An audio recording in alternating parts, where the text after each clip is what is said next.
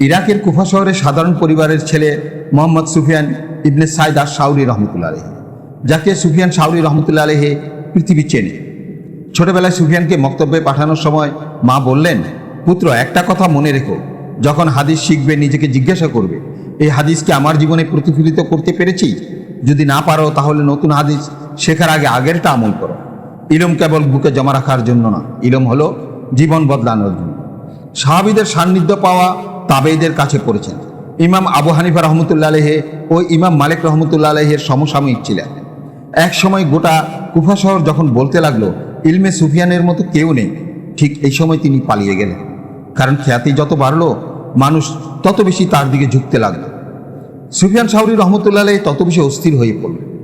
তিনি বলতেন, আমি ভয় পাই মানুষ আমাকে ভালো মনে করে, কিন্তু আমি হয়তো আল্লাহর কাছে ভালো নয়।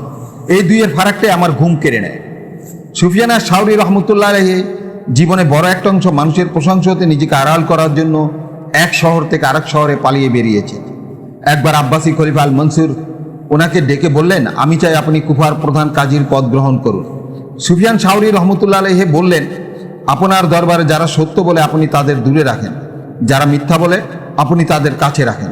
আমি যদি বিচারক হই সত্য বলবো, তখন আমাকে শাস্তি দেবেন, মিথ্যা বললে আল্লাহ আমাকে শাস্তি দেবেন, তাই এই পদটি গ্রহণ করতে পারবো না।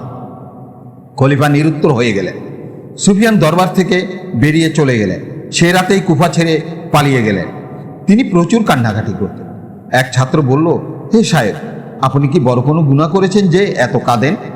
সুফিয়ান রহমতুল্লাহ আলাইহি বললেন, একটি খড়কুটো তুলে নিয়ে দেখালেন, আমার নিজের কাছে আমার এই গুনাহ এই খড়কুটার চেয়েও ক্ষুদ্র হালকা মনে হয়, কিন্তু আমি জানি না আল্লাহর কাছে তা কতটা বড়।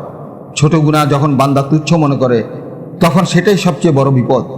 ইমাম জাহাবি রহমতুল্লাহ আলাইহি লিখেছেন, সুফিয়ানের বাড়ি সবসময় ভেজা থাকত। কেউ জিজ্ঞাসা করলে বলতেন, রাতে ঘুম আসে না। কেন আসে না? তিনি বলতেন, হাশরের ময়দানে আল্লাহর সামনে দাঁড়ানোর ভয়ে। মক্কার গলিতে গলিতে লুকিয়ে হাঁটতেন। একবার এক বন্ধু জিজ্ঞাসা করলেন, সুফিয়ান, তুমি কি ভয় পাচ্ছ? তিনি বললেন, হ্যাঁ, আমি ভয় পাচ্ছি, না জানি জীবনের শেষ মুহূর্তে আমার শেষটা উত্তম হবে কিনা।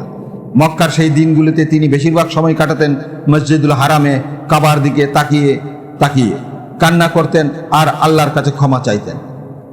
778 সালে বর্ষা শহর অবস্থানকালে ইমাম সুফিয়ান আশ শাউরি রহমতুল্লাহ আলাইহি মাত্র 62 বছর বয়সে ইন্তেকাল করেন। মৃত্যুর আগে ওনার শেষ কথা ছিল, আল্লাহুম্মা সাল্লিম সাল্লিম, হে আল্লাহ রক্ষা করো রক্ষা করো।